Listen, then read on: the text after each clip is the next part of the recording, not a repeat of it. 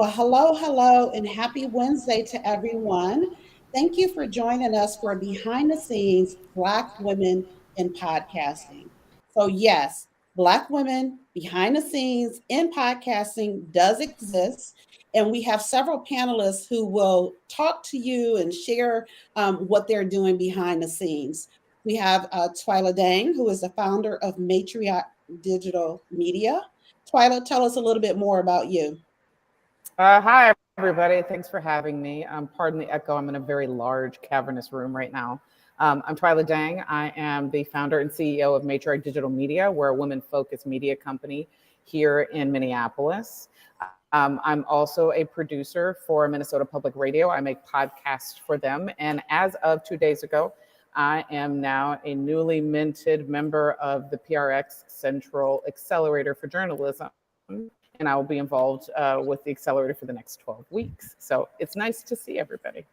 Woohoo! I love it. I love it. Crystal Hill is the producer of the Black Love Inc. podcast network. Crystal, tell us a bit more. Oh, yeah. Hey, everyone. My name is Crystal Hill. My pronouns are she, her, hers, and I'm the director of podcasts for Black Love Inc. A little about me. I don't know. I'm a Pisces sun with a Pisces moon and a Gemini rising. But the fun stuff, yeah, we have like 7.5 podcasts here on the Black Love Podcast Network. I started in radio and sports radio, moved from sports radio, worked on the Steve Harvey Morning Show, worked on the Daily Popcast with Lance Bass, and I'm just here for a good time. I love that. So look, I have to tell you, I'm a Gemini and I seem to attract Pisces. So my very first boyfriend, my son's father, I don't know what it is about me and Pisces. So maybe you can tell us a little bit about that a little bit later. DJ Tracy Triggs, producer and media consultant of Trendy Media Group. Yes. Hello. My name is DJ Tracy Triggs. I'm a 10-year veteran DJ who is now in podcasting. So I'm a full-time producer here in LA, freelance, but I also work behind the scenes as senior ad ops for Studio 71. So I work on the campaign tracking and a lot of the advertising campaigns on some of the largest favorite podcasts that you have out there. I did have a little bit of radio. I worked for Urban One as well. So I had a little bit of time in Indianapolis there. But I'm here for all of the nasty guts of the back end of how we make things happen and get stuff done. That's my role in the podcasting space. Happy to be here. All right. Do you prefer vinyl or digital? Oh, always vinyl, but of course for portability, digital. If I was DJing a gig, digital. But if I was at my house, vinyl.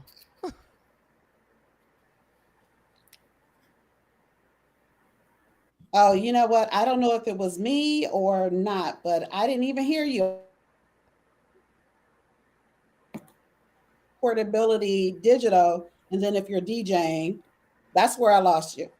Okay, yeah. If I'm DJing, definitely digital. But if I'm at home, analog, vinyl for sure. Love it. And you know they're bringing back the record player. So yeah. Oh, it never left for me. So I mean, dang, you know, and I had lots and lots of albums that kind of got messed up in you know how things, the flooding and all that kind of stuff, water damage. So I'm sad about that. But Dr. Tina Ramsey is the CEO of CTRMediaNetwork.com. Dr. Tina. All righty. Well, I'm happy to be here. Thank you for having me.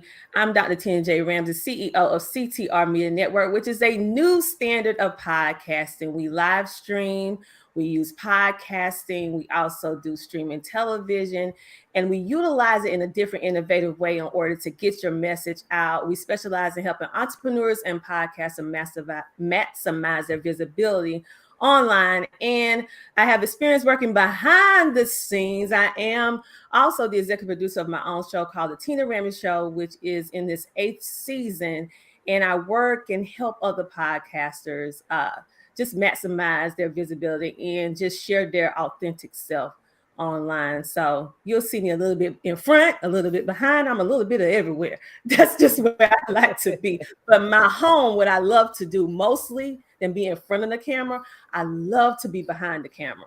But people seem to always want to pull me in front. But I love the behind the camera stuff. Well, that's what we're talking about today, behind the scenes. So you'll be able to, tell us a little bit more about that. And just to share that, so Dr. Tina and I, we met. She actually interviewed me on her podcast a few weeks ago, and it was a really good time. So that'll come out at some point. So make sure you're following us to be notified. So before I jump into our Q&A so that you can learn more about these wonderful women and the things that they are doing behind the scenes, things that people don't expect Black folks to do, and definitely don't expect Black women to do. So we're going to talk more about that. But I definitely want to shout out Corey Gums. Thank you so much, Corey, for this collaboration, for wanting to amplify the voices of Black women behind the scenes in podcasting. And we thought that Women's History Month was a perfect time to do this. So definitely want to shout out Corey before we get into it. So thank you, Corey. All right. So I want to read some stats. There are over 2 million podcasts. There are more than 420 million podcast listeners. 62% of US consumers listen to podcasts. 68% listen to the whole episode. 8 podcasts are listened to per week on average. Mobile phones are the preferred device. Podcast ad revenues expected to exceed $2 billion this year. By 2024, the industry will be worth $4 billion. And the demographics of podcast listeners are diversifying. So in 2022, podcast listeners were still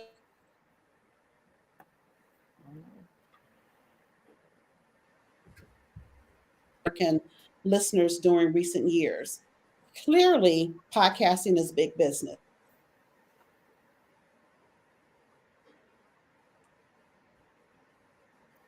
Influence your work.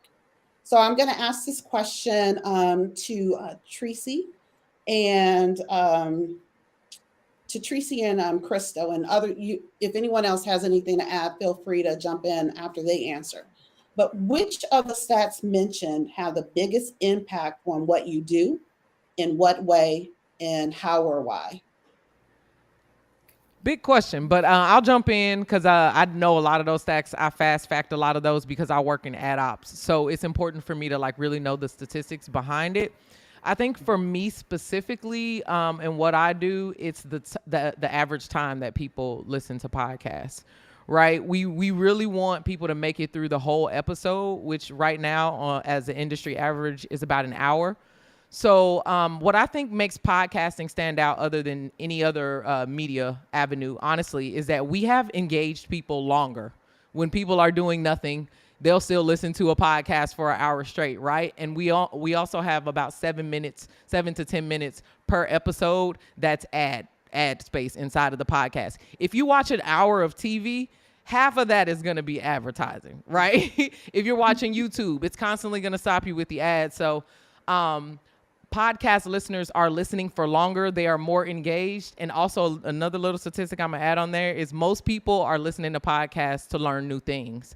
So also you have this really rich ground of people who are wanting to better themselves, wanting to invest in themselves, and coming back to revisit and continue with theories that the podcast host is bringing there. So to answer your question in the long and short, the length of time that people are staying engaged on podcasts is probably the most impactful statistic on my end of what I do. Okay, and before we hear from Crystal, I just wanted to say, so the part about learning new things, so that's definitely resonating for me. I am in front of the scene as a podcast creator and host, and I'm just now learning about SEO. So I know that stuff that y'all know all about inside and out. And if you don't know, somebody on your team does, but I'm just learning about it, right? And I know that when I'm looking at keywords, what's important, is, or what I've been told as I'm learning, is to answer a question, right? To be able to answer what people are looking for. How did this and why that, and the 5 ways this, that, and the other. So that to learn new things definitely resonated with me. Krista, what did you want to add? Yeah, I mean, stats are, you know how people say stats are just kind of made up to make you feel good about what you kind of want, and you can kind of cherry pick like what you want to make it to do what you want to do. So I'm always like resistant to be like, what's impacting me, because we're gonna move the way we move and create the content we want to create for the people that we want to create it for. Now, what is always on my mind about things is obviously podcast listeners are diversifying because we make Black content at Black Love. So understanding how our listeners are changing and how our listeners are reacting to our content and where they are entering the market is most important for us. So understanding like how, we make content mostly for Black women. It's not a surprise if I'm saying this and someone's shocked, like, Black Love be making content for Black women? What? Sorry, I spilled the secret. Like understanding where Black women are entering into the podcast space, understanding what they are listening to, what they're not listening to, what they want more of. Those types of just like statistics and entry points are what I'm looking for. Most of this other stuff, like the industry will be worth 4 billion, like to who? Like, is that like 4 billion to Odyssey and 4 billion to iHeart and 4 billion to Wondery? Like it's very trickle down economics to me. So, you know, it's a pick and play for me because some of it's like 4 billion, great. It's not really gonna really hit the people that it's supposed to hit, but you know, and that's why I see Twyla looking at me like, you know, Twyla like, I know Crystal be saying everything, so I'm just gonna let you. So it's just like it's 2 billion, but like they say it's worth 2 billion now, but like 2 billion too. It's right. And you know what? It's a big number. It's an exciting number. And I think that that's probably why they throw those numbers out for people to get excited and maybe even get more people into it. But yeah, you make a great point. Who gets that? Right? That 2 billion for who, to whom, type of thing. So yes. So before we go to the next one, Twyla or Dr. Tina, did you want to jump in on this one? Well, for me, I personally feel now, Crystal and maybe DJ Trisha, that number do intrigues me in a way, because I don't think about the big number. I think about just 1% of the pie. So how can I help the people that follow me, especially being that I focus mainly on podcasters, helping them elevate and position and leverage what they do in the marketplace by strategically placing podcast marketing and utilizing that. And so I'm thinking about that. I'm a little bit into the numbers. I'm a little bit into the analytics. I look at it a different type of way. And so I know I'm trying to gravitate towards that 1%, and also how I can leverage everyday people, which is entrepreneurs doing extraordinary things. How can I make us fit in that scenario where we can get a piece of the pie to just have to sustain our own, we always say the word legacy, quote unquote. So how can we use this opportunity in a way to leverage ourselves inside the marketplace, but also providing opportunities within our community and making that money circulate more than one time inside of our communities? Okay, we make, on an average, our community put at least about 1 trillion a year into the economy. So how can we promote Crystal, Twyla, DJ? Like, how can we get this out into the narrative, along with making it entertaining, educating, and holding the audience and making sure that they engage? And so that is what I do. And I'm pulling and gleaming and learning from all of you. And I'm like, wow, this is just an honor to be on the panel with all of you. So I'm listening, learning, but that is my little spin on the narrative. But everything plays a part in the overall expansion of podcasting. And as Black women, you know, this is a male-dominated industry, and then we put the melanin on our skin. That's another barrier. But to see us making all these moves, it makes us powerful to work together and leverage our knowledge and expand it in the marketplace. Yeah, absolutely. And so the way I'm looking at it too, you know, based on your answer, based on Crystal's answer, especially and in particular, is that how you're using it, right? Or, you know, like you, for the reasons that you all are in this, right? It makes a difference. Like the data resonates to you, or that piece of the data definitely, because of what you're doing and so on and so forth. Twyla, before we go to the next one, did you want to chime in?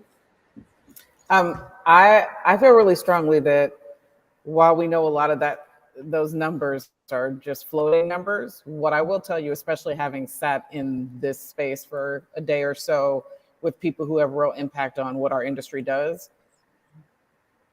they have a very specific way that they look at what the industry does, but it's from a very egalitarian vantage point.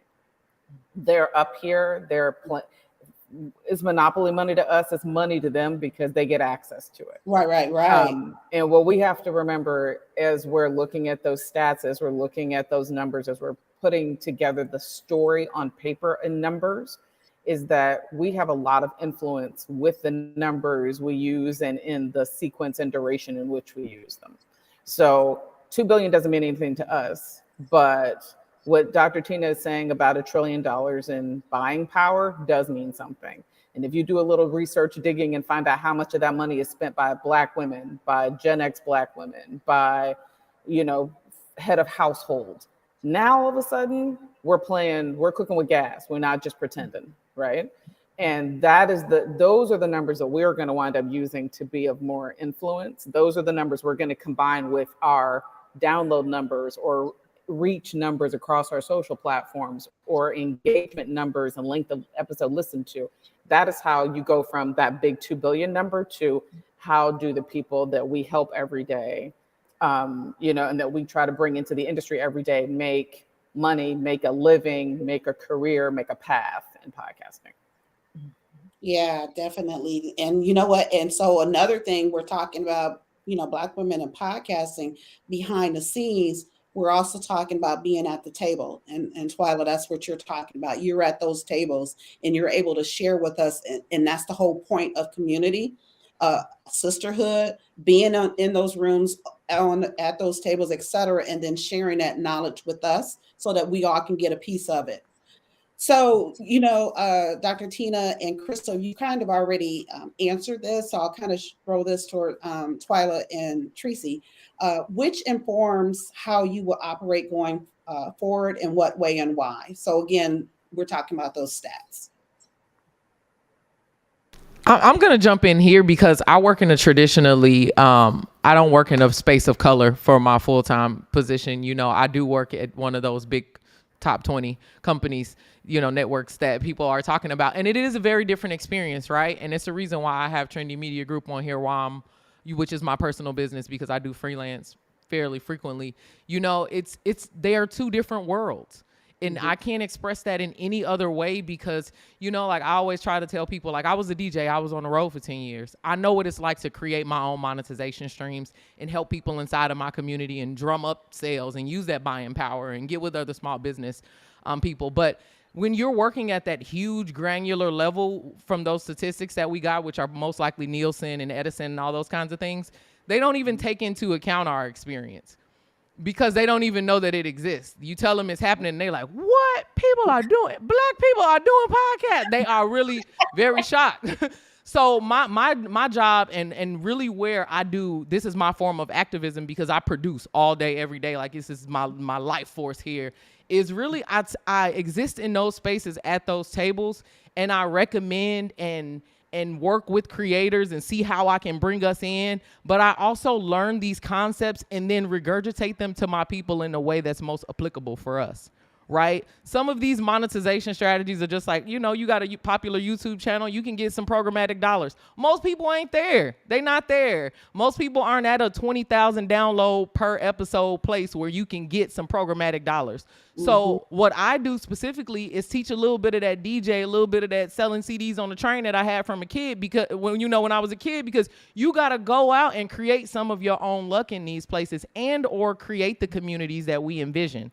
So that's why I like the Black Podcasters Association for putting things like this together, and even different conferences that we've all been to, the Afros and Audios of the worlds and things like that, because really we have to create it custom fit, because the structure that's in place is not applicable to us. There's no way that our people are going to fit it. They don't like the custom fit of it all. We are a special group of people. So the things that make us different make us special. And moving forward, I'm taking that information and figuring out how I can connect it to my community, because we are the tastemakers. Let's just clear that up. We was talking about it a little before this started, but Nielsen has proven through the feedback loop that the Black community is the tastemakers. You know, hip hop culture is pop culture. A lot of the things that are trickling down from our communities are then becoming popularized, and money is being flowed into it, and we're not even being a part of it. So independent media, teaching people how to make money for themselves, video on demand, OTT, talking about all these things and getting rich and deep inside of it so that we have these structures built out and we can educate our people on this so they're not late to the party. Yeah. That's usually what happens, is we late and the money is gone and now it's dried up and everybody's waiting for a Spotify deal and it's not happening. No, absolutely. And you know what? I'm going to tell you, for me, where I definitely feel the differences is at the conferences, You right? sitting at the back. They got you at the back table. Yeah, back they left. got at the back. They have us all at the same time. They give you just a few minutes. Yeah, those are the times you definitely feel it. And so the thing about it is they can still say, well, we gave you space. You know what I'm saying? Like, you wanted a seat, we gave you a seat. Yeah, you gave me the seat, but you forgot to give me a placemat. You forgot the I don't have no utensils. you know, right? All of that. All right. So Twyla, what are your how are you informing? How is this informing for you? So I work in the same way. I have this corporate life over here and I have my own network over here, and I build out similar things. I have to have similar sensibilities, but I have to know that over here there's budgets and over here there's no budgets. There's just I'm usually like robbing Peter, to pay Paul, and I'm hoping Mary shows up with a check. Eventually there'll be some money. I think one of the things we have to remember when we're operating at that level, half of my job in corporate land is to become as knowledgeable as possible. It's not just to get a check. It's not just to get, it's not just to try to help platform and bring in people who look like me, who have my life experience, my shared experience, so they get these opportunities too. That's an important part of it. The other part is the knowledge base, because now I'm a walking conduit to get other people connected to information, opportunity, resources. And that means if I know something, now you know something, right? Like we should all be learning something. The thing that we take for granted is, because the folks in corporate, i.e. a lot of white people in corporate, are in such close proximity, close, comfortable working relationships, such close, comfortable personal relationships, a lot of this knowledge transfer is not happening in a conference room. This knowledge transfer is happening on the golf course, at the bar, at happy hour, at a barbecue, on vacation. It's happening off hours. We have to start utilizing those same things. We have to remember that when we're in community and seek out and generate community with each other, it isn't just a kickback. It isn't just, hey, how you doing? It don't have to be super formal, but when we're together, we should be sharing information. We should be sharing knowledge. We should be making sure people get what they need. The other piece of that is very, very specifically, we need to stop waiting for white folks to show up to help us. We need to stop waiting. Yes, that's it. I'm sorry. Because in our industry, we think if we work hard enough, we do well enough, if we are good enough, we'll be chosen. Somebody will invest, somebody will take up our show, somebody will put us on a network. We need to stop waiting for that. It ain't coming. It gives them too much power, and it takes away our agency. We don't need to do that. So if that means you build the best small thing you can build for a very specific audience, and you might not be a millionaire, but you can actually make like one of your house payments per year. If you can actually, make a good enough living that you might need a part-time job, but you can do this. Or you can make a good enough living that all of a sudden you got options because you figured out how to, leverage multiple revenue streams. We know it's always been for us by us, and we've always been all we've got. Yeah. So we just need to stop waiting for these other folks to show up for us in the gap. We show up for each other. We need to partner. We need to collaborate. I'm even at this point saying we need to stop going to these major conferences that I will not name, that do not respect us, because our dollars matter. And if enough of us stop going, what happens is it might not make a dent right away, but all of a sudden the optics look bad. Why aren't we there? Why can't they get us to come? Why can't they incentivize us to come to the table? And then they actually have to start paying attention. And in the meantime, we can put our dollars. Think about all of the people of color you might have seen at, at one of the large conferences. Think about what those dollars would have looked like going into Black Podcast Festival or Afros and Audios. Like we have to start supporting our things, and we have to start making sure that we prioritize our things, because they're always going to prioritize themselves. We saw that mess this summer. Well, we saw this mess last summer when they let a very hateful public figure show up on the floor of a very large convention, and their entire dialogue was, well, everybody has a right to their opinion. And since when do we platform hateful racists, homophobes, and just say, okay, cool, he's allowed to have an opinion. It's okay. I guess I don't feel safe, but he has an opinion. Bull. That's bull. I'm taking my money, I'm walking. Everybody else needs to take their money, and we need to walk too. This is how we grow our things. This is how our parents grew their things. Boycotts work. Yeah. Y'all, diverting monies, diverting funds, diverting energies work. We have to start doing that for each other with the same veracity that we were using to try to fight to get into these rooms. Because what we've learned over 10 years or 25 years of industry is they still don't really want us there. No, they don't. They want the money we can bring. They don't necessarily want us there. No, they definitely don't. They definitely don't. And so it's so much that you just dropped, right? That I want to respond to so many pieces of that. I want to kind of like go from, back to front, if you will. So the part that you said, as far as nobody's coming, no,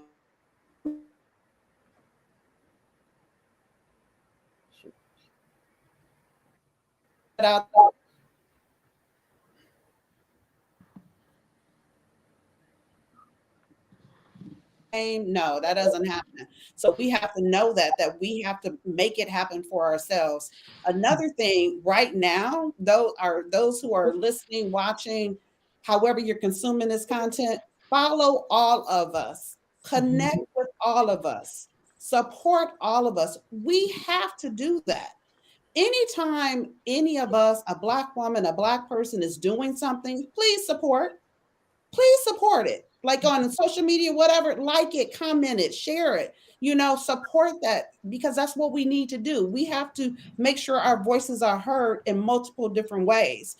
If we're having this panel and y'all not coming to it, then people are thinking that nobody wants that content. If you're doing a panel at one of these conferences, please sign up to go to it. Even if you don't necessarily show up, a lot of it is recorded content. Go ahead and play it, download it, something to let these people know that folks do want to hear from us. And absolutely, stop giving them money. Like, I only go because I'm speaking. I'm not about to give you any money to be at this, because on the real, honestly, I'm not getting anything out of it. What I do get out of it is those relationships, connecting with people. Denielle, can I challenge that for a second? Sure. Because I want us to stop doing that. I want us to stop doing that too. They pay other people. They don't pay us. We got to stop going to things where it's exposure. I don't need to get paid in exposure anymore. The networking that can come from being at a conference is the same networking you can set up for yourself by setting up a couple days in LA and maybe, taking some meetings, or going to New York, or going to Atlanta, or even going to the city where the conference is happening, and not engaging with the conference, but engaging with your people that are there and doing those offline meetings. A lot of this is clandestine. I'm in the hallway and we say we're going to link up. We can make those plans ahead of time. I did a lot of I'll speak here because there's exposure, but I didn't get anything out of it. And then I would talk to people later and I'd find out, what do you mean you got paid? What do you mean they covered your this? What do you mean they took care of that? Because they pay for what they prioritize. Yes. They pay for what they prioritize. And if I'm not a priority and you're not going to pay me, then I know how effective I am as a speaker. I'm going to go someplace else and speak. And you know what? And I'm with you on that, because after the second one that I went to, I basically said the same thing. I'm not sure if anybody else is going to get me at one of their other conferences unless they're paying me. Right. So for me, one or two, that's good. I saw, I'm figuring out how to navigate it, whatever, all the things that you're saying. Absolutely. Absolutely. So again, those that are listening, watching, we're dropping nuggets. We're dropping facts and information. Another thing I want to add, when we are in spaces, please speak. The one that I went to, hey, hi, come on, y'all. It's only like 3 of us. So I don't know if some of these people are those people who like, oh, I don't want nobody to really know I'm Black, so let me not, speak back and whatever. But I sure walked up in there, hey, hi to everybody, and didn't necessarily get that back in return. We have to stop doing that. We have to. We do. And I want to interject just for a moment. And that's why it's so important what Twyla just said and what DJ Tracy and Crystal as well. When I'm thinking about all of the different diversity that we have within our own platforms, because my platform is diverse. And one of the main reasons why I started CTR Media Network, because I wanted to have my voice. I didn't want anyone telling me how to say what I wanted to say, how I wanted to look, how I want to wear my hair, my dialect. I need to change this or change that. And so it's power in forming your own network, even if it's small. It's okay. And so when we all have these different platforms, but when we come together, it makes it more powerful, and we can still bring out the beauty and the essence and support with the buying power. Because like I said before, on average, it's $1 trillion coming through our community every single year. And so just imagine if we put just 5% of that circulate back, right? We need schools. We need mental health awareness to help us with mental health in our communities. We need different resources in our communities. We can use the power of podcasting in order to get this message out cost effectively and be able to really make a real change using these platforms in a way that can pour back into our community. And the big thing is what Twyla said, if you are in these rooms, be in these rooms to get education. And then like DJ said, she came back, she said, okay, now I need to navigate it to be able to articulate this to the community, because let's face it, our culture has its own different heartbeat, our own different language within the language. And so we need to make sure that when we bring it back to our community, that we do it in a way that they can digest it and be able to implement it, because we can create our own economy. We're doing it for everybody else. It's time for us to do it for ourselves. And all of this information, I'm like sitting back here. I'm like, okay, I know I'm supposed to be on this panel and I'm pouring gems, but I need to like be writing notes. And I'm looking at what Crystal doing over there with Black Love. I'm like, okay, now what's up? but I'm just saying, all of this is very, very important. And as Black women, it's more and more of us getting into this media.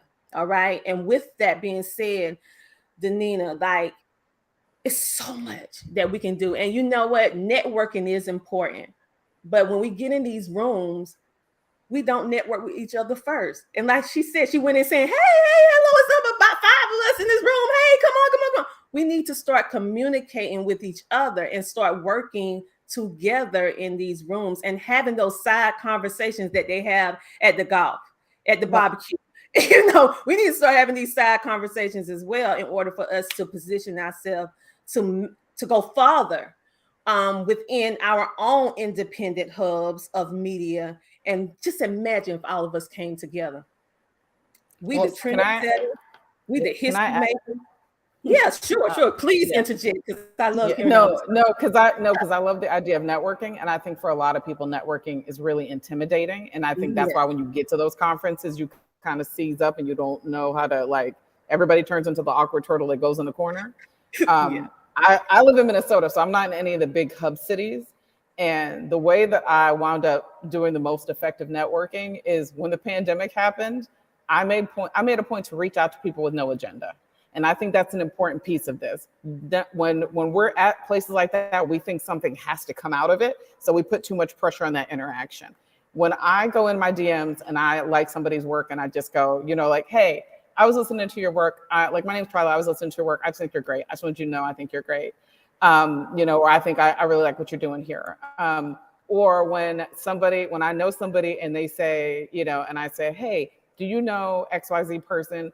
And do you feel comfortable sharing a contact with me? Because I'd love to be able to just reach out to them and say hello. I mean, quite literally in this circle of people, I just got Crystal's contact information because Crystal did a super lovely, generous thing and directed people to donate to our micro grant. And we know each other like in a tertiary way, like through other people, but we didn't know each other directly. And so my first thought was, I mean, I already heard Crystal's a rad person. Why don't I have her contact information? So I called out Anna Deshawn, who I always say full name, Anna Deshawn, and say, hey, do you have a contact for Crystal? I'd love to just be able to like reach out and say, hey, and thank you. That's how you do this. Mm-hmm. Make it non-agenda driven, because the thing is, we know how lonely it can be to make a podcast. So when you start getting to know people one-on-one and you start reaching out one-on-one, what happens is now you know people.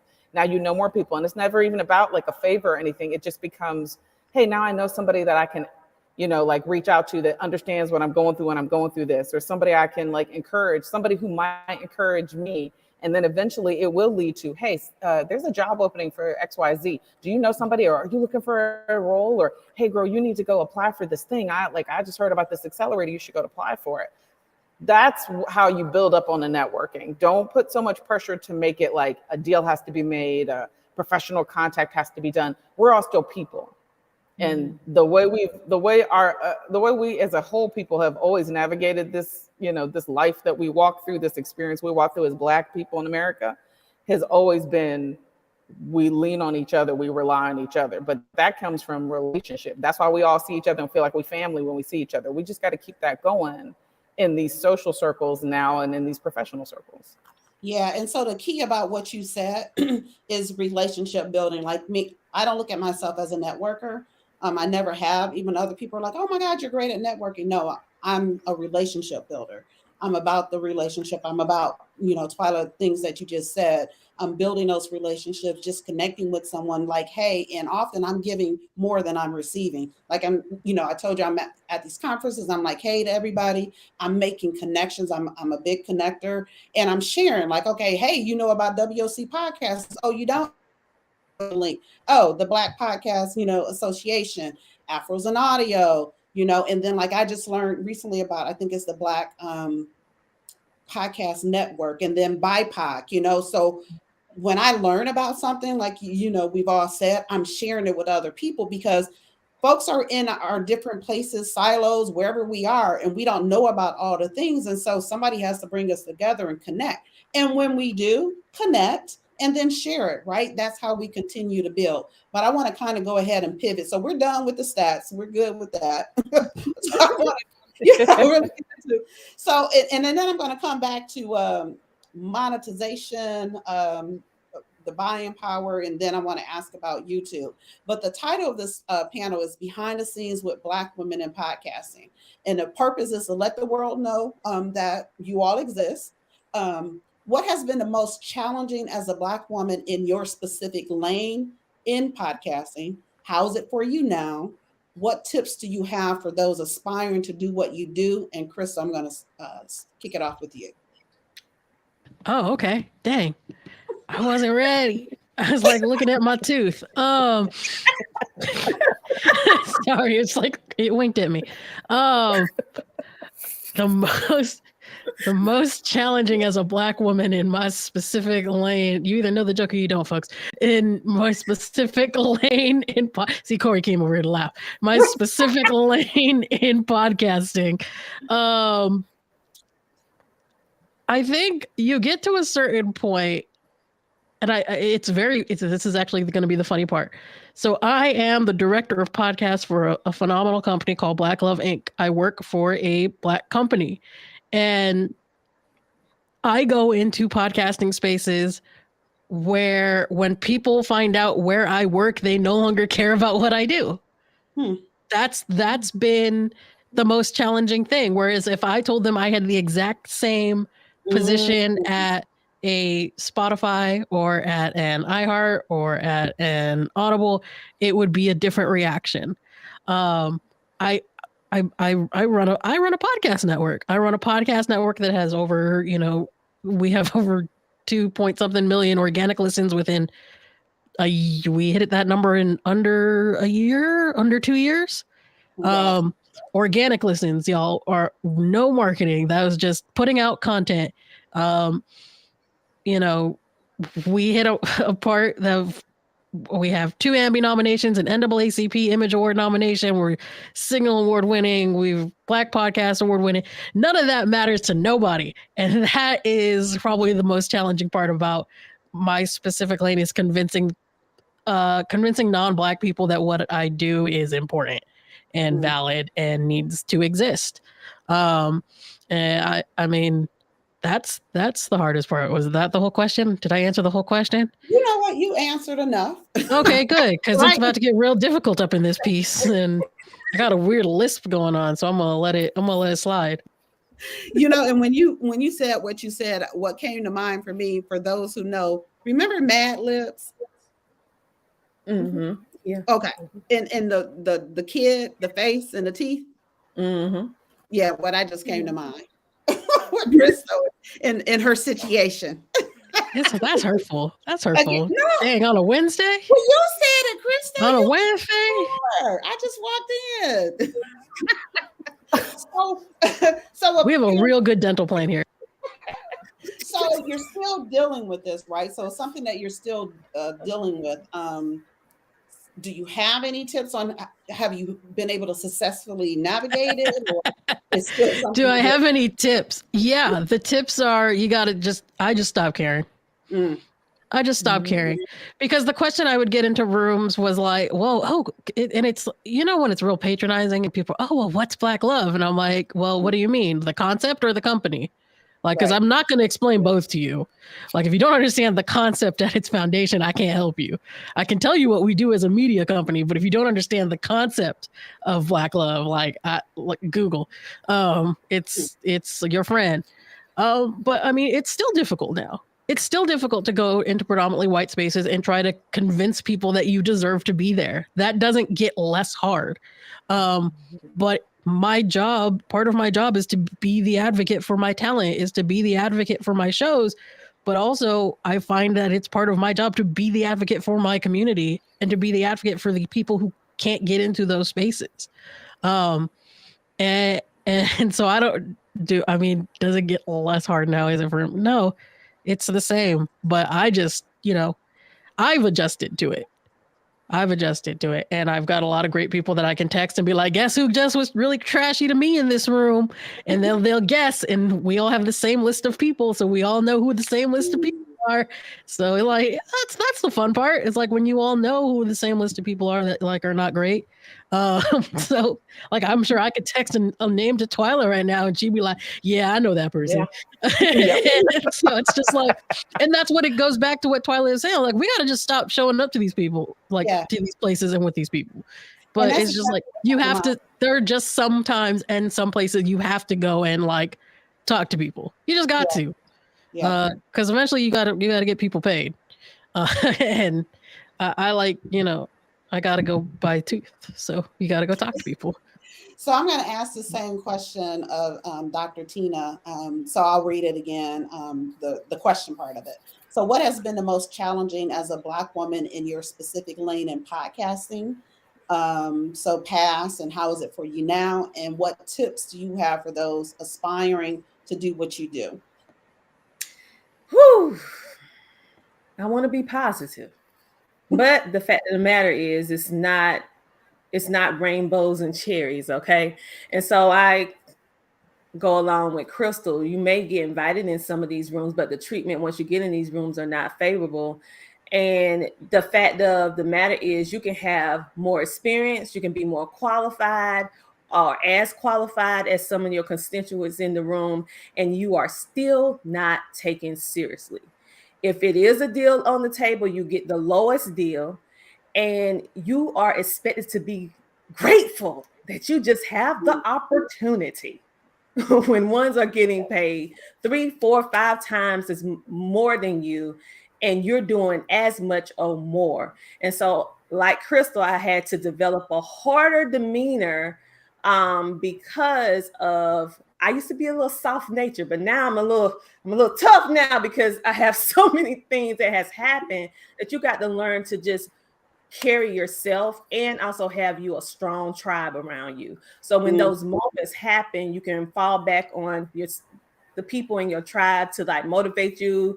You can relate different experiences and you can keep going on. You don't have to depend on someone handing you an opportunity. Like Twyla said before, we have to start creating these opportunities for ourselves because they're not going to always come.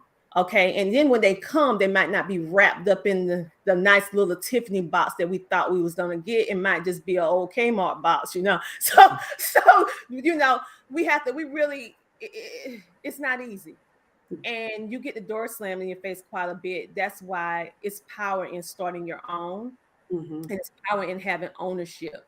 And it's power in knowing who you are and why you do what you do. And so for me, it takes a lot of affirmations, making sure I'm putting the right things in my mind for positivity, being around the right people. But I don't think it's ever, to be truthfully honest, I don't think it's ever going to be easier because we're melanated and then we're women.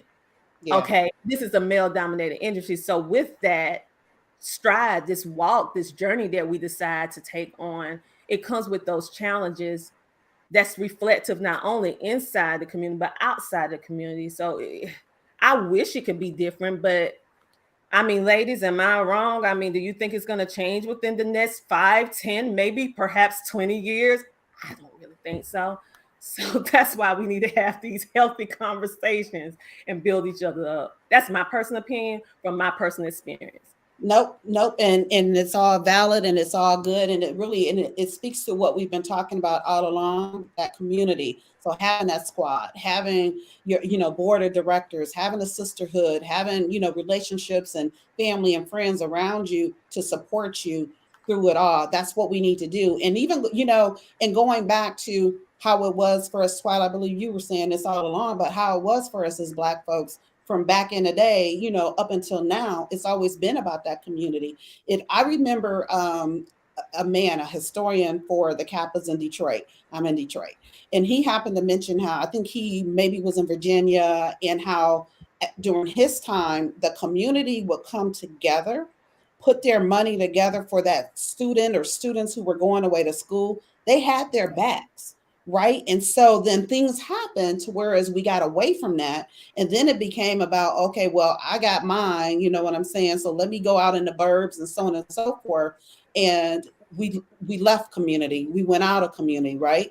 And so now we're like, oh, my God, I need to get back to that. Right. And so it's definitely, it takes effort for us to go ahead and build that community. But the bottom line is, the key is we have to build that community. We're not wanted in other spaces, and we're continuously reminded of that. So, and I'm not saying not to go to those spaces. I'm saying have a purpose for being there, making sure you're getting something out of it, not that they're getting more out of you than you're getting. So that's how I feel about that. But I do want to go ahead and shift, and I want to throw this one to Tracy. And I want you, when you're talking about this, I'm sure this will come up, but I want to make sure that you do start talk about monetization. So share a bit about your journey to where you are. And I know you talked about selling CDs or yeah. We want to get paid. We want to, start making that money and not having to rely on sponsorships that control. For sure. Yeah. For sure. So we can talk a little bit about my journey. I wanted to answer that question, so I'm just going to quickly go into that, though, because that was a good one for me. Because I do stand in these spaces where I'm the only Black woman, and the toughest part is that I'm a Black woman. Like, everybody who knows me knows that I'm a very strong leader. I'm an organizer. It's why I'm good at what I do. You know what I mean? So sometimes you can go in these spaces and they can be like, oh, wow, the moment is tense. It's not tense. I'm holding you accountable. So you know what I mean? Like holding that space inside of my Blackness as a Black woman, because we do that exceptionally well. Naturally, we're great leaders in that way. So, just being myself in that way and constantly going with the way that I feel and the way that I would approach it. I present a little bit more masculine, so I think people tolerate me a little bit more. My queerness is, in there too, so people tolerate me. But, as Black women, I think sometimes we soften ourselves in these spaces because it's like we don't want to be the angry Black woman. Well, if you make me mad, you know what I mean? Like, okay, I see people wild out all the time. I deal with top talent, middle talent. I deal with a lot of people in a lot of different spaces. So don't for one second, anybody who's listening or watching this, think that you shouldn't radically be yourself, because that's the confusion in it all. them wanting you to be somebody else and be your bossy black self, because that has gotten me into a lot of gigs, to be honest, because people know when I take responsibility for something, it's gonna follow through. You know what I mean? There's no way it's not gonna get done, because I'm gonna find a way or I'm gonna make one, which goes into very quickly into my monetization of a conversation that we were having. You know, my journey in monetization started when I was a kid. I begged my parents to go to entrepreneurship camp. I grew up in Chicago, so I went to Providence St. Mel High School right there on the west side. I went to entrepreneurship camp at Hope College, which was like pretty awesome at the time. I won a $500 stipend. I went to Radio Shack and I bought a CD DVD burner, and I burnt my CDs and I started selling CDs on the train. You know what I mean? Then my mom was like, all right, this is illegal. You can't keep selling CDs and DVDs. So then she got me in Girl Scouts. So I started selling cookies. I learned how to sell, you know what I mean? I always knew that I was good at creating monetization. I got the same business ideas in a notebook that I had when I was a kid, you know? My mom and the people who nurtured me through Purdue, I went to Purdue as well, so I did go to a PWI right there in Indiana. I was in the entrepreneurship program as well. I was one of the first to graduate from that. They really nurtured and helped me legitimize business. I think as black people, sometimes we think we hustling. They be like, you got 3 jobs, you a hustler. It's like, no, I'm a business. I'm a mogul. I'm a forward thinker. I'm organizing. I'm running 4 different. I had a karaoke company, a DJ company. I was selling T-shirts, hats, you know, all of these different things. But I would be making, you know, sometimes $2,000 a week, and people would be like, "What? How you making this money?" I had went in and partnered with business owners. This is a little hustle I'm just gonna tell you about. So I had a karaoke company, because I was DJing, but you know, DJing at the club and all of that, that's not regular money. So I wanted to have something on the books every week. So I started a karaoke company in Indianapolis called Indie Karaoke Company. So I went to black bars and I asked the owners, I said, you know, what day is your slowest day? What day do you need people to come in? They were Tuesdays and Thursdays. So I would come in, I would say, okay, I'll bring my karaoke stuff. I'm gonna bring a portable TV. I'm gonna set up and I'm gonna do it for free for 2 weeks, okay? I'm gonna throw a little party. I'm gonna get everybody, all my people who follow me. I'm gonna do an Eventbrite. We gonna do it. So, you know, we did it 2 times. And then I asked the business owner, all right, what did your bottom line look like when my people came in here and they bought tickets and they, you know, they bought drinks, and food and all that. It's great. Can you come back in? Absolutely. This next time I do it, can I sell tickets at the door and then do vouchers for food? So I'm giving, you know, maybe I charge them $10, but you give them $12 and a drink credit or something like that. Absolutely, Treese, we'll work on. So I had me a little affiliate deal. So now I'm selling tickets at the door and I'm getting a little bit off of the food and bev to get more people to, you know, be encouraged to do that. By the end of that, I had so many karaoke contracts that I was able to sell my business to another DJ.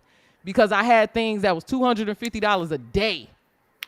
I was just setting up a TV. And then what I did was, in order to grow myself, talking about community, I started hiring college students.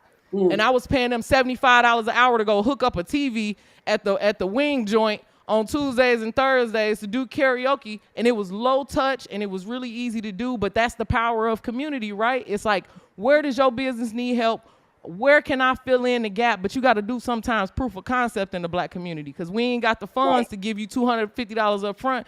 So, you know, I went and set up my stuff, made it as lit as I could, made them a flyer, you know, just showed them a little bit of the things, because a lot of these business owners don't know. They don't have the time. And you can do the same thing, that same process that I just told y'all, do it with podcast advertising. If you have a podcast that's talking about wellness, let's say, for instance, you have a fitness and wellness podcast, go into your local gyms in your neighborhood. Don't call Platinum Fitness. Don't do none of them. Go to the ones that's owned by real people in your neighborhood. Maybe it's a karate dojo or something like that. Go in there and tell them people, hey, I have a podcast. It's regional. How about you give me some kind of code Treese, and people could come in and buy karate lessons, all right? I'm going to put it on my podcast for a month. At the end of the month, I'm going to come back and I'm going to see how many people came. You go see them again. How many people came? 2. 2 people came in. How much does that mean for your customer? Okay, well, 2 people for me is $150 each every month. So I just got you $300 off of a podcast ad that I ran all month. How about you pay me $100 next month and I'll double the frequency, or I'll put it in video, or I'll do, you know what I mean? You got to sometimes hustle and create the monetization strategy for yourself. But we forget, because we on the internet, that it's money outside. We stepping over dollars that are outside of our house to collect pennies on the internet and streaming dollars. This is low money, but you can actually go and hustle and do that kind of thing and build a legitimate business for yourself while enriching your community. Because now how many kids at the karate place? Way more. You know what I mean? Now you helped another small business owner while helping somebody else, and then he's gonna tell his friend, because small business owners hang out with who? Small business owners. They got a bunch of other friends. They all hanging out at Restaurant Depot and Menards and all these other places around the country. So once you start, it's a little ripple effect, but it can build you a really big business. And that's what I've done, rinse and repeat, a lot of different times in media, but also in performance with, DJing and physical activations. And in podcasting, you can do that as well with live podcast activations.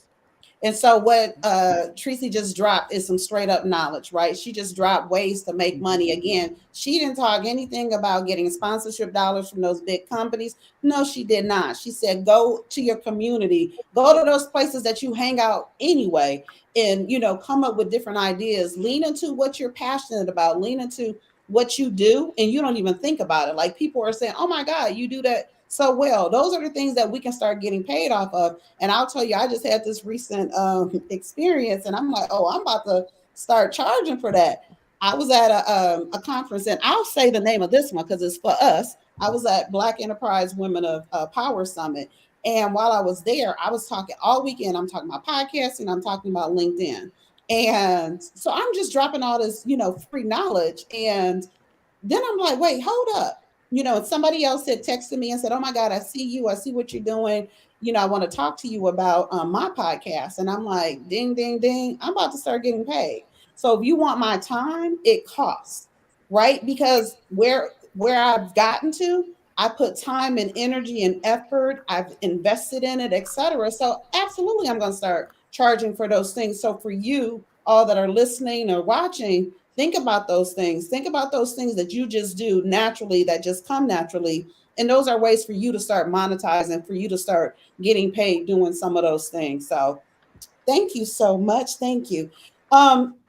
I want to know, what do we feel about YouTube? So I just learned that YouTube has a podcast, something. I don't really fully know what it is, but I do know that you can, upload your video and you can click the podcast playlist. And then I saw someone, I think, had posted on Facebook that actually the YouTube podcast is a number 3 mediums, number 1. So YouTube has jumped to number 1, Spotify is number 2, and Apple is number 3. So any quick thoughts on this? Well, it goes back to it wasn't created for us. Okay. Okay, let me just explain something.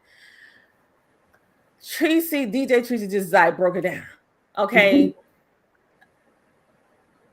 How can I say it? YouTube do have it, because I'm one of those people that's in these rooms with Spotify, YouTube, where they put me in these beta because they see what I'm doing and how I utilize podcasts. And so they want to get your opinion, want to get your, and FYI, they do pay you for that. So those of you who just giving it away for free, rethink that. Because if I'm giving you my ideas on how to make your platform better, you're going to pay me for my knowledge to make it better for you, for my time. And so I come in, because I want to make sure that the people in my community are informed of what's going on with the stuff that I can share if I'm not under NDA. And so they pay you pennies on the dollar. So if you are not at least have 100,000 files, rolling about 20K, 40K per video, you're not really going to see any money. And then they have a threshold that they're not going to pay you until you reach $100 threshold. So it's going to take, even if you're monetized, it's going to take a while before you really start seeing that money, even though they're putting all those commercials on every single podcast or every single piece of content that you have. They're making a lot of money, but you're not making a lot of money until you reach that threshold. Now, let me tell you something. I had to figure out how to monetize myself on these platforms that was holding me back from being monetized. And although they're making money off my content. So I don't need YouTube to monetize. I monetize myself. Instead of just using that description box that tells about your video, that is your selling ticket. Okay, I sell space on my description. So if someone say, hey, Tina, I see what you're doing. I have a wellness business. I know you speak about wellness. You speak about homeschooling. You speak about podcasting. I see you run commercials doing your podcast. How much does that cost? Oh, I would love to tell you. I charge for video commercial space. I charge for ones who want for me to just say a shout out of saying they business, pop their website on the screen. The description is powerful. You can charge $25, which is not a lot of money. So I always make it a way that the small business owners, as well as ones that's in the higher payment bracket, everybody can get in where they fit in, because I always want to make sure I have something for ones that's just beginning. $25 a pop. Put their name or business name and their link. $25. 4 people, that's $100. What? That is amazing. Then you turn around, then you have your other stuff on other platforms that will not monetize you. And then they have what they call support. They have subscriptions. But what about if you don't have 10,000 followers yet? Create your own subscriptions. Go to Square, go to PayPal, and create your own link and say, hey, you want to be a part of my subscription? You want to support me? You create your own link and you call it support the Tina Ramsey Show. It is so many ways that you can duplicate what they're doing, and you can independently do it for yourself. You do not have to wait for these platforms to monetize you. You have the knowledge, you have the power, you have the great content to do it yourself. And then once you start doing it yourself, they start noticing you, and then they're going to want to pay you too. But you don't have to wait. Do it yourself, okay? Mm-hmm. Look. You're locked again. Nope. And you know what? And that's product placement. People buy space for me to post. I don't have to say a word. Product placement. Hey, hello, everybody. This is the Tina Ramsey Show. And they're like, what's that over there? Because people knows it. What's that? Product placement for a wellness company. Don't even have to say a word. Okay. People can buy space. You can wear their shirt, be a walking billboard. That's money. We have to start opening our mind to a whole lot of different possibilities that's outside, like Tracy said, outside of these social media streets, thinking that we can only make money on the platform in which we're on. No, we can create it ourselves. We've been doing it for centuries. Can I add a little bit to what Dr. Tina is saying? Because there is an alternative to YouTube, because video on demand is a place that you need to be. Okay. No podcaster in the world right now is going to tell you video on demand isn't something you need to look into. But a good example of that, and a Black person who's done that, is Kev on Stage. If you go to his page, he has a OTT network of his own, which means that it's the same YouTube videos that you would like and interact with, but he has it behind a paywall. And it's only like $2.99 a month or something like that. But he also does pay-per-view things. So if you're having this big conference that you want to sell tickets to, you can do pay-per-view and pay $10 or $15 per video that way, but so there are ways that you can put your content. Vimeo is another one that has an OTT capability. I'm sure that's what Kev uses to build on top of. But there are a lot of other ones that you could just build your own channel. You can put it on Roku. You can put it on Apple TV. It does take a little bit of investment. Some of them are, for the online page, is free. But OTT, just look it up. It means over the top. And you can create your own channel, the Tracy Triggs channel. And I could sell $1. Pay what you want to pay. You know what I mean? LaRussell is a rapper who does that. Pay what you can. He's made a lot of money off that. So using your video to your advantage at your discretion. And also you could use music that's not something that they're going to run through there. You can do things that are a little bit more risque or more into your lane that it's going to be if it's behind a paywall as well. So just look into ways that you can create your experience for your own self. So I hope y'all are getting this, taking notes, because we're getting you paid right now, right? So these, Black women in podcasting are getting you paid different ways on your terms. So I'm going to kind of do like a little lightning, if you will, just a little bit, and just ask one person at a time the question. So Twyla, what is the most gratifying thing about what you do? The fact that I get to not only use my creativity, use my voice every single solitary day, but I actually get to be a conduit to help other people do the work that I do. I used to think I was the center of my business. I'm not the center. I'm at the center of an opportunity. and I try to use that opportunity every day to help somebody else. I wake up every day going, I get to make podcasts for a living. It is not digging ditches.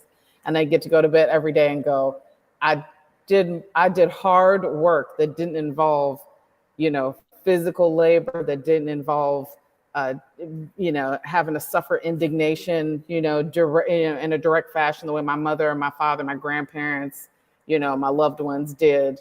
I get to use this every single day at the most creative point of entry, and I get paid. And not only do I get paid, I get to model for my children that they could have any kind of life that they want. It's not just go get a job that pays your bills or you're always going to be in debt. My children are now like, when I start my own business, this is what it's going to look like. And I'm the first investor. So that's transformational. The best part of this is that I never imagined in a million years I would be doing this.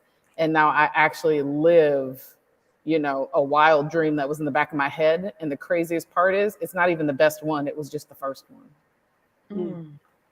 I love that. I absolutely do, especially what you're modeling for your children. I have a 21-year-old son, and I remember us having a conversation last year where he mentioned, like, Mom, I've known you, watched you all my life, and, you're doing this, you're doing that, and, and I'm inspired, I'm motivated, right?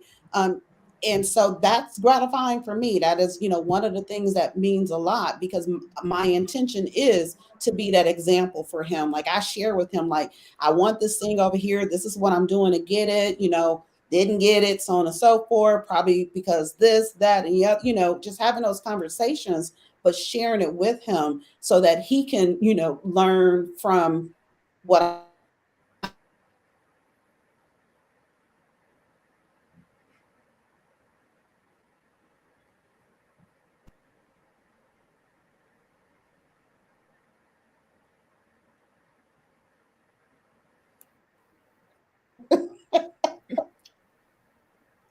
Okay.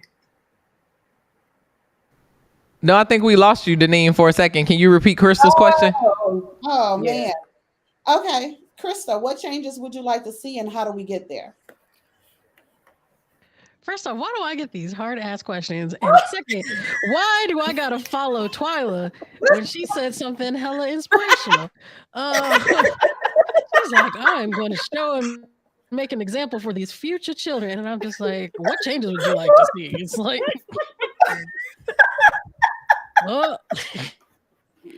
I mean, look, I think we all have a list of changes we'd like to see. I think we've all said a whole bunch of stuff that we'd like to see change. I don't have a plan as to how do we get to where we want to go. I think very much each individual has to move in a way that gets us to where we want to be. I'm very much a believer of the golden rule of do unto others as you would want them to do unto you, and that's how I move in the space. So like, if I want someone to give me information, I have to be the person giving out information. If I want people to support my shows, I have to go and support other people's shows. So like, I just want people to I say it time and time again, I need people to give non-performative efforts for other people. Because a lot of people come in here and they're like, yeah, I'm here to support you. I'm here to do it. And then I'm just like, hey, could you just like go give a review on their show? And they're like, sorry about that. Actually, as it turns out, I need to go get this tooth filled. So I don't have time to go and do that 5-star thing. I'm on my phone right now and I could do it, but I can't because I'm gotta go. Like, nah, non-performative effort and just moving in the space in the way that you said you would and the way that, with intention. Because I'm that person. I'm really that person. If I say I'm going to do something, I got to be the first person to do it. And I want everyone to be that. I want everyone to be the first person. That's how we get there. Everyone has to be the first person to do the thing that they want someone else to do.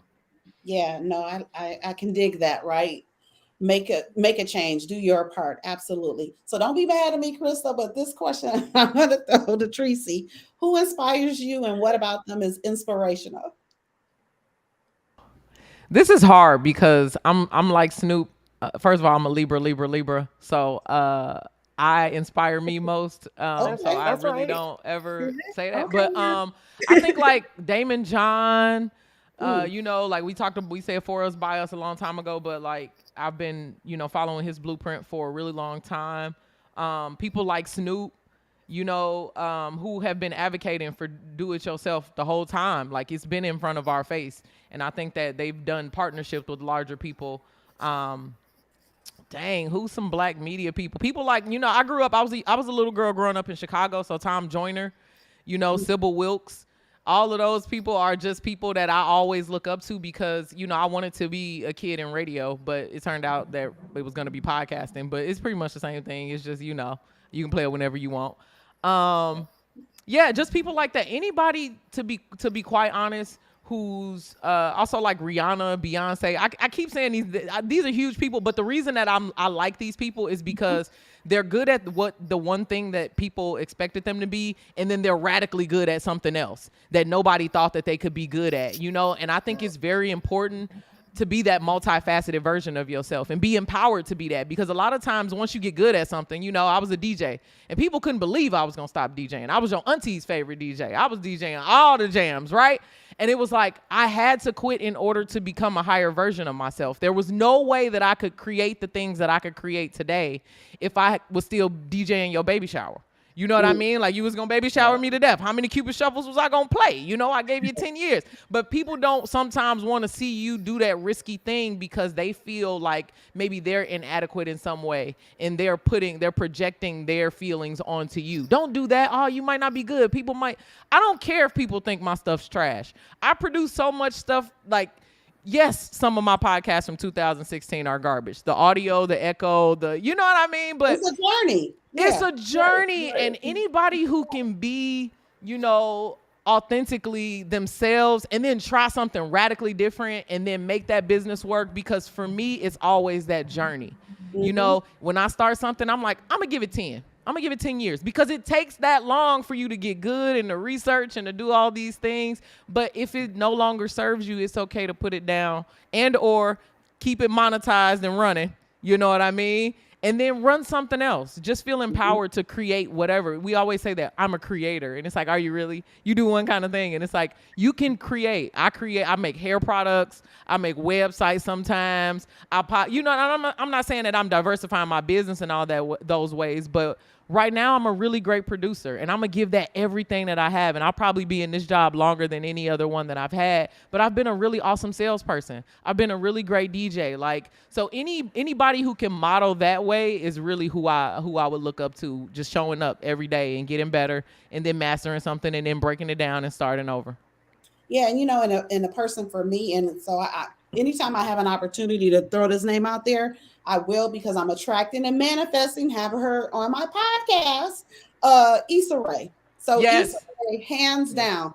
And here's the reason. She's a game changer, right? She showed us where she was in college creating these web series. And most people think that Awkward Black Girl was her first one. It was actually her third one. The first one was Dorm Diaries. The second one was something with her brother's band. And then the third one that, caught on is Awkward Black Girl. But she went from that person to who she is today. And she's brought people along. She told these big money people, these big companies, like, if you want me, this is what it takes, right? And so everything that we're talking about, that's what we have to do. Even though we may not be at Issa's level yet, but we still can say, well, if you want me, this is what it takes, right? Like, oh, no, I'm not doing that thing for free. No, I need to have XYZ in order for you to have my time, my voice. I love how Dr. Tina was talking about, doing these focus groups and getting paid to do them, because there's so many things that want us to better test. And, we're signing up and then thinking, wait a minute, you getting my expertise, you're getting my intelligence, etc., for free. So I love that she mentioned that, right? So we can think twice about that next time. Okay, Dr. Tina, who are your mentors, people who guide you, your sponsors, people who advocate for you? What is the importance of either in both? And I'm distinguishing mentors from sponsors because they are different. Ooh, Crystal, she just did the whammy on me. She gave me on the hot seat. Okay. Well, for me, I have a variety of different mentors, which and what I had to learn is that they don't always have to do what you do. And so I have like some amazing mentors like Sheree Moore from She Trucking, an amazing woman who actually has her own podcast, but she helps minorities and women in trucking and speak and advocate for them. And so she's one of my mentors and coaches. Of course, I have other people that may not know that they're mentoring me that I look at on YouTube and get all of that. Of course, my husband, who was the first person who started with entrepreneurship in our family. And I thought he was completely crazy. Why do you want to drop that 401k? Are you crazy? Job security. But it took me some time, but I eventually got to it. And other people, I have that like third level where different people at different phases in my life come into my life during different seasons, and they help teach me a point or something that actually help propel me to the next step. And so it's like that revolving door. They change faces. They may not be a woman one time, they may be a man, but they all play a dramatic role in me leveling up. And so and I know it's probably some people that I'm forgetting, and I'm so sorry because I wasn't prepared for this speech. But those are the ones who I can think of off the top of my head. In regards to sponsorships, I had this amazing when I first brought up the vision of CTR Media Network and like the power of podcasting. Her name was Terry Coleman. Now, mind you, I thought that she either knew my mentor, Sheree Moore, or someone within my circle. Come to find out, she didn't know either of us or anyone in my initial circle, but I was doing a Facebook Live. So it's not a Facebook Live, an IG Live. So you guys, it's power in going live, okay, on IG. And I was telling people about my vision for CTR and why I want to do what I do and why I needed sponsorships. And she believed in me. And she not only believed in me, she put seed money into my business and just kept supporting me. And she became my mentor as well over time. And she was in real estate selling multi-million-dollar homes. And so I don't want us to be so in a box thinking that a person has to be in your niche in order to mentor you, lift you up, and take you to the next level. All these women came along doing different things, but the foundational pieces was all the same. And the sad thing is that she passed away. She passed away December. And so she will always be a focal point. I will always pay homage to her for everything that she has done. She gave to me a complete stranger. And so sponsors are very powerful in the fact that they see your vision, they see what you're doing, they believe in it, and it's like an interchange. So they're contributing with monetary donations, but you're also providing them with a service of whatever you're doing. And so it's like that perfect win-win situation. And so I appreciate both of them. Both of them have its place, but you need both in your life. And so I'm just grateful. And I just think about how I never thought, like Twyla said, that I'll be a full-time podcaster in a million years. Like that was not when you be a little girl go and they ask you, what do you want to be when you grow up? Well, I want to be a podcaster. What? Huh? I want to be a doctor. I want to be a lawyer, something like that, but not a podcaster. And I'm telling you, you guys, I lost everything. Okay. I lost everything. And I get emotional when I think about how far I came. Like my account was down to zero. And it was through the power of podcast that took me from zero to hero. And that's why I share all of these tips. And I am not a large person with a large following compared to most. And so I don't want you to feel like you have to have a billion or a million followers or 100,000 followers on one social media platform in order to make it. You have to have that hustle, that grind, like DJ Tracy said. You have to know that that what you're putting into the world, it has impact, it has power, and you're supposed to put a price on it, okay? Yes, I do free things for the community. I never forget the community. But also I realize that this is my gift, this is my skill. And in order for me to create my digital legacy, I have to keep getting paid, okay? And so I will always do free, but also I do have a fee, okay? And so understanding that and growing into that, I just want you guys to know what kind of power you have in your hand. And you can do this from the comfort of your home. Of course, you can have all these nice studios, but you can do this. I started with my cell phone. Sitting in my lazy boy in the corner, People thought I had a whole studio. No, ma'am. Cell phone, sitting on my lazy boy, trying to create an environment experience with a candle lit, trying to get into the mood to talk to you. And now I have all of this, and it took time, but I'm just saying, you guys, just believe a little bit and then move forward. You can do whatever you put your mind to, and podcasting is really a great way to change your financial situation for the better. Yeah, absolutely. Because, like we said, we control it.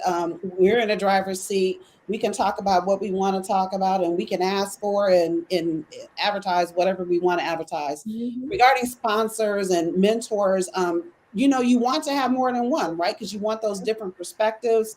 You want to learn from different people because we're all going, different levels. We're multi-hyphenate. We have we're diverse in what we do. And so we want to get perspectives from different people. So this next one I'm going to ask Twyla, because Twyla, in essence, this is what your business is. How are you paying it forward, impacting those coming up behind you, mentoring, sponsoring, elevating Black women?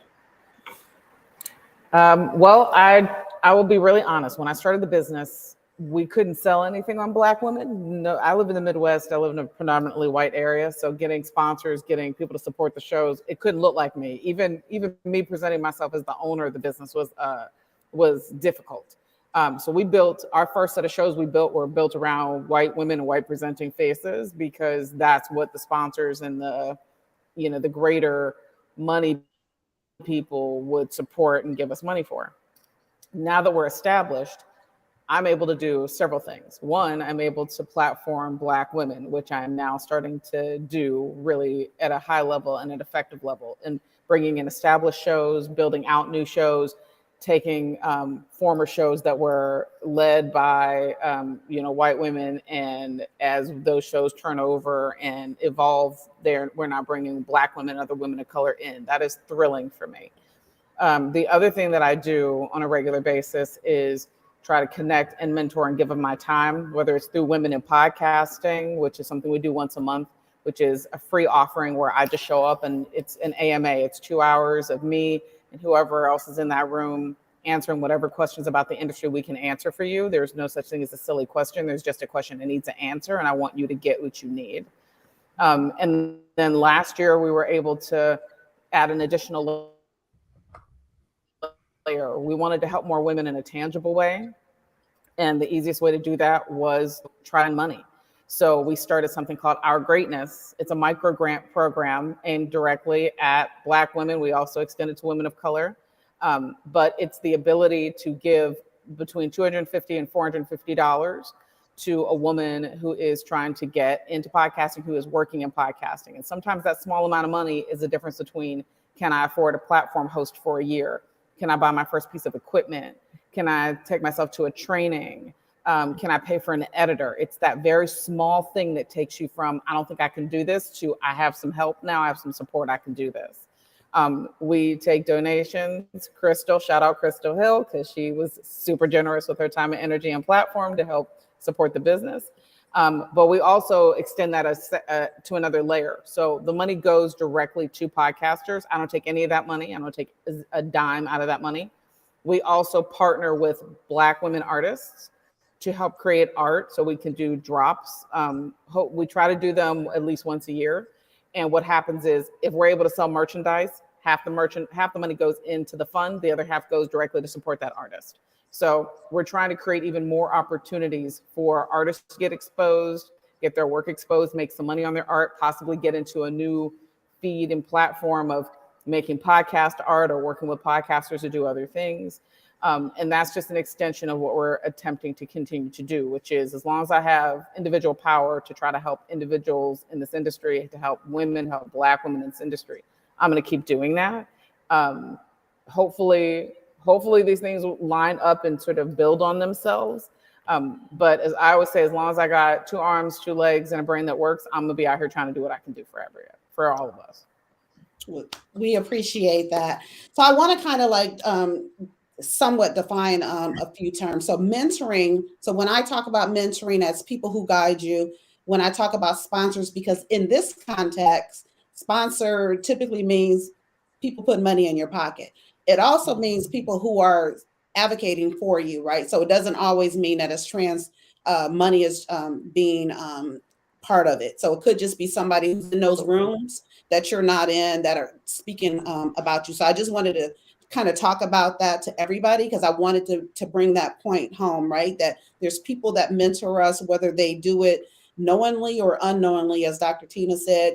There's people that she watches on, videos. Like we all talked about famous people that they don't know that they're mentoring us, but they are. And then as far as the sponsoring, monetary, definitely, and then sponsoring from the perspective of you have, you're in that room, somebody has a job or an opportunity, and they mention you. So I wanted to throw those out there for everybody to be aware of that. So I have 3 questions left, and whoever's the first person to jump on it, go ahead. And we only have a few minutes. So what would the 10-year-old you think of what you're doing? Would she be surprised? What from your childhood relates to your now?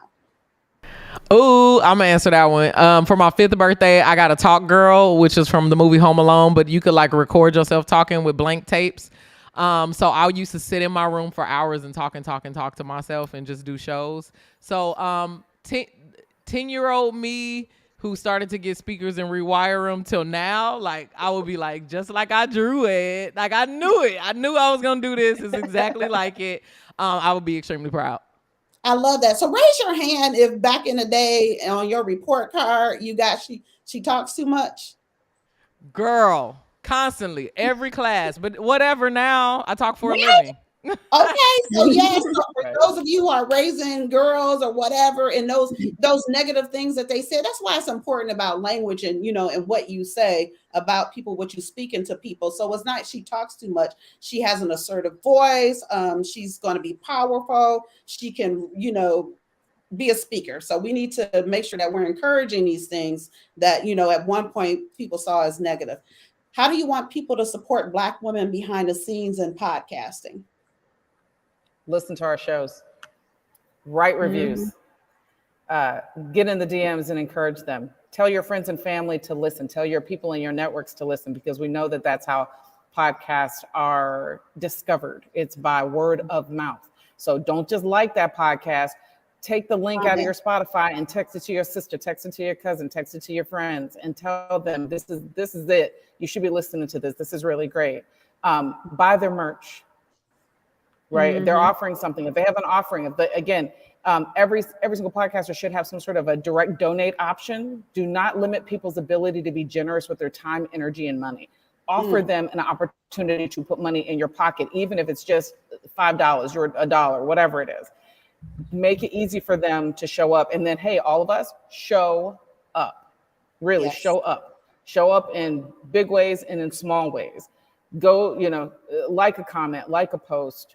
Make sure you send an email to send some encouragement. Again, those reviews and things like that matter when we put them in a presentation or a deck for a sponsorship, and it shows that we've got impact on things. So show up in the way, everybody has individual power in the everyday. Show up in the everyday and use your individual power to support and put your energy behind the things that matter to you. Don't just say it matters to have Black women in podcasting. Show up for them every day. Yes. All right. Final question. What do you want people to know about Black women behind the scenes in podcasting? That we exist, that we hear, that we make it, that we run it, that we're at the top, that we doing all the things. That chances are, if you're listening to a show, that there's a Black woman working on it, and they're just probably not being credited. That you can find a Black woman to work in whatever position behind the scenes in podcasting that you want, whether it's an editor, a sound designer, a writer, a researcher, a talent booker, a producer, an associate producer, a video editor, someone to color correct on your shows. There is a Black woman doing all of those things, and they are there, and they are not hard to find. You're just making it sound like they're hard to find. So that's what I want people to know, is that there is a Black woman doing all the things behind the scenes in podcasting. As always, right? What's new? Nothing. This is not new for us, right? It's just a different medium. It's nothing is new. We've been doing these things, right? And hey, Thank you, thank you, thank you so much. I'm Denielle Garrett. I am the creator and host of Women of Color in Intimate Conversation. And my purpose and mission in life is to elevate the voices of women of color and empower them to live a dream lifestyle. As I said, I also coach and consult. So I'm, doing the things. I'm loving this space. I appreciate you all and your voices. Thank you so much. So again, follow us, comment, share, tell people.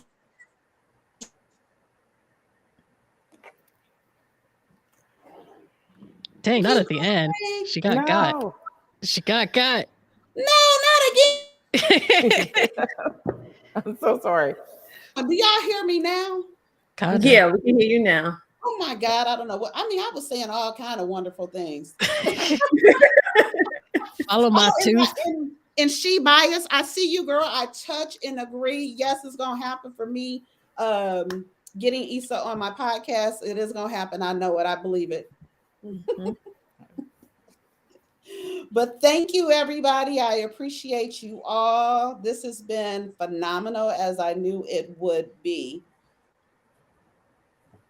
All right, Corey.